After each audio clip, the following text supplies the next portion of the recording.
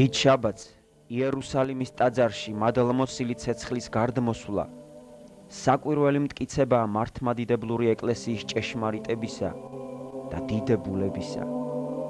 უნივთო ცეცხლმა, ნათელმა, მოციქულთა და წმინდა მამათა მოწმობით ჯერ კიდევ აღდგომისას განაბრწყინა მაცხოვრის საფლავი. წმინდა იოანე დამასკელი წერს: პეტრე დადგა საფლავთან და შეძრწუნდა მხედველი ნათლისა. პირველი ცნობა მადლმოსილი ცეცხლის გარდამოსვლის შესახებ მეოთხე საუკუნეში გვხვდება.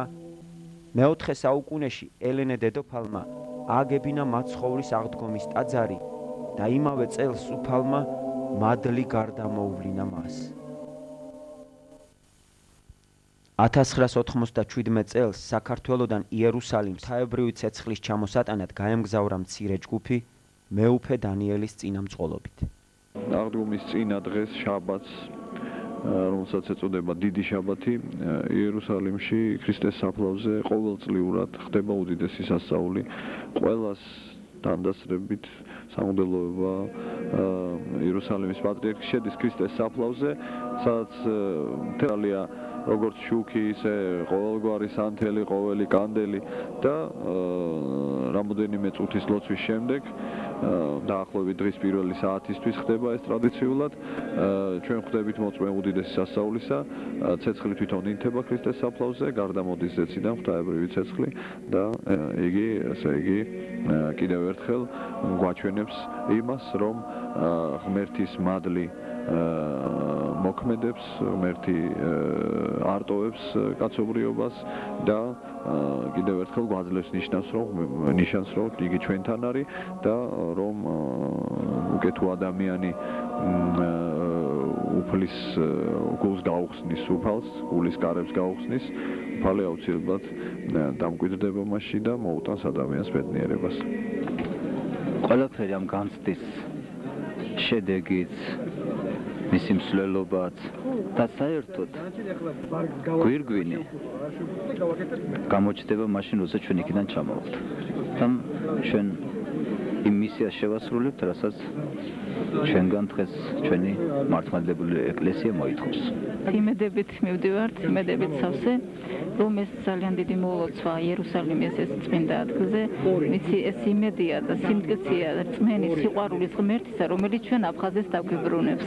შინაგანად ვღელავ, იმიტომ რომ ეს დიდი სიწმინდეა იქ, სადაც ჩვენ მივდივართ და ყოველ სიწმინდესთან მიახლება ძალიან დიდ სიფრთხილეს მოითხოვს ადამიანისაგან. ყოველი სიტყვა, ყოველი ნაბიჯი წმინდა მიწაზე ეს ადამიანს ან აახლოებს სიწმინდესთან, ან აშორებს. შეიძლება ეს იყოს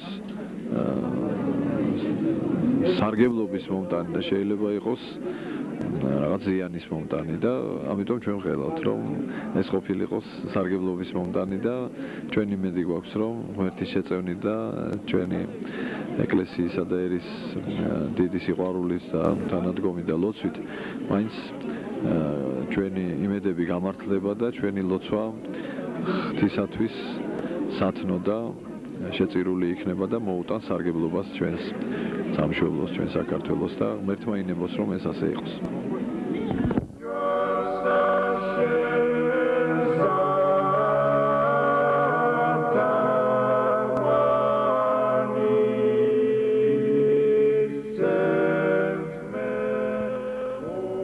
მიემგზავრებიან ბლოცველო, იმედის თვალით მიაცილებს მათ მორწმუნე საქართველო. რადგან როგორც იაკობ მოციქული გვასწავლის, თუ რომელიმე თქვენგან საკლია სიბრძნე, სთხოვოს ღმერთს, ყველასთვის უხვად და დაუყვედრებლად გამცემს და მიეცემა, ოღონდ რწმენით და ეჭვის გარეშე სთხოვოს.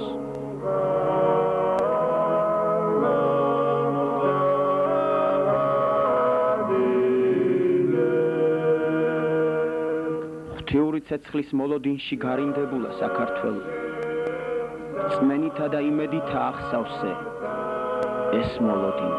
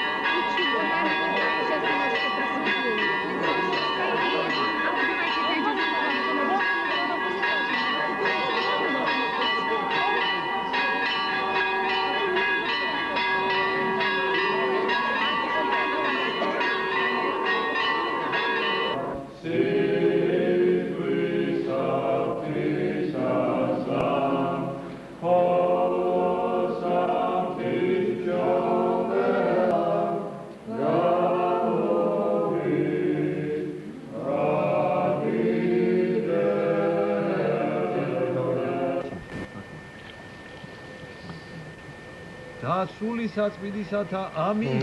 კარგია. ძლიერება განბანვა ყოველთაგან და განწმენდა ყოველთაგან სულიერთა და ხორციელთა სნეულებათაგან სახელითა მამისათა ამინ. ამინ.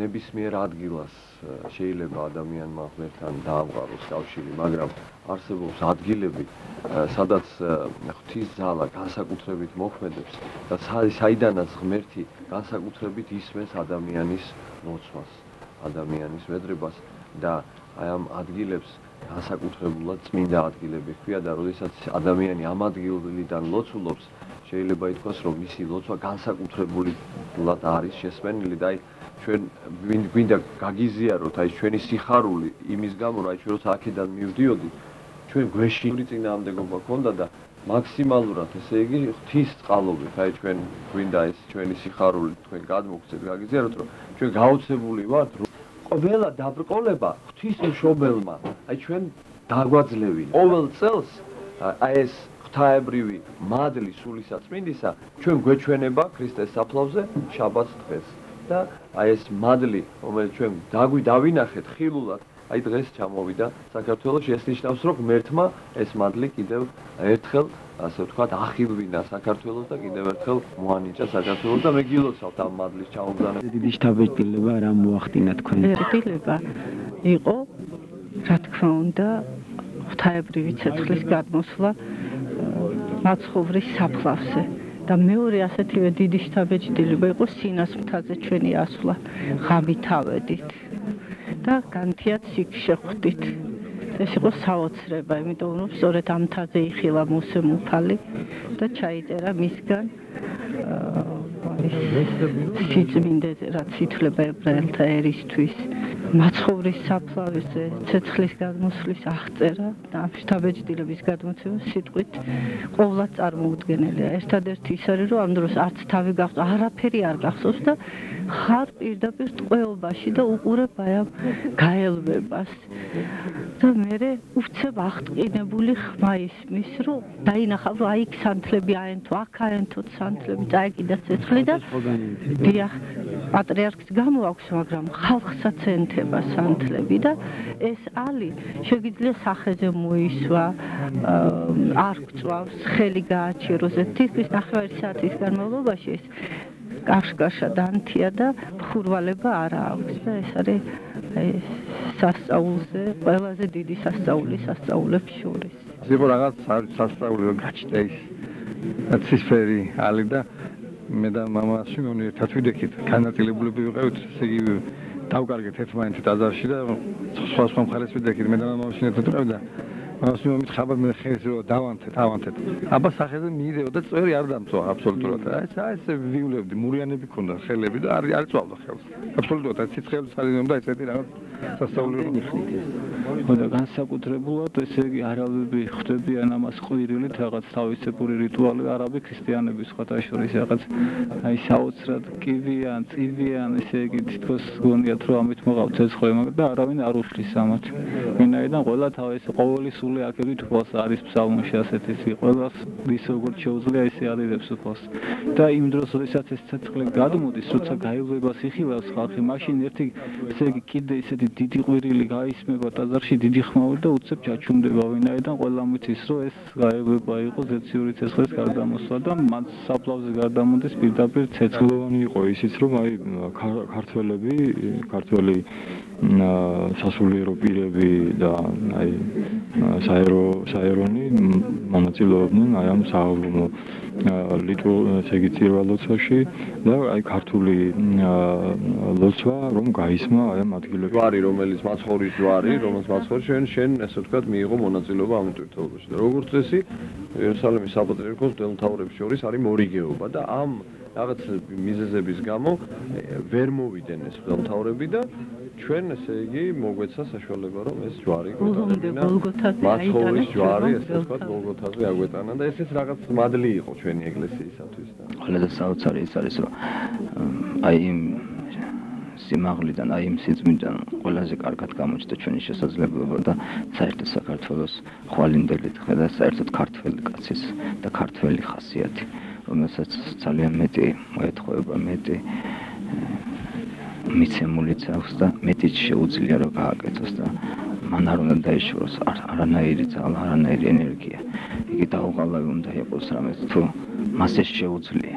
ის ინტერვიუ რომელიც მოგეცით საბუნებულმა აეროპორტში, გაცილებით უფრო დაიძაბენ, გაგივით უფრო დავნეულები ვართ ახლა.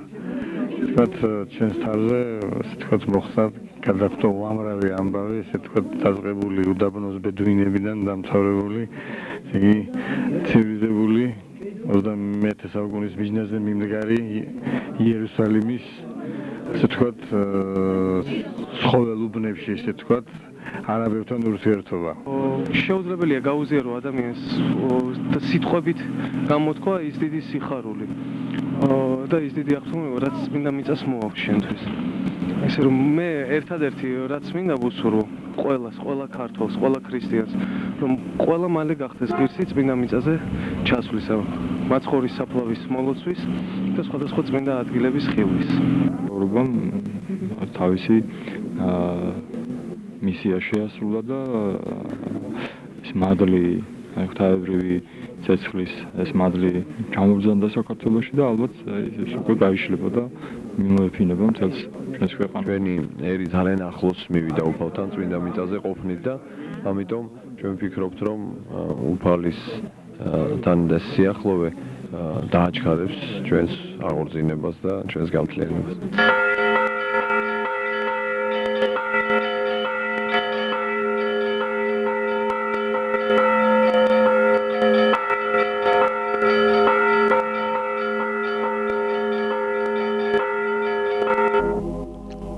თქვენ ალბათ გსმენიათ სასწაულზე, რომელიც იერუსალიმში მოხდა 800-იან წლებში.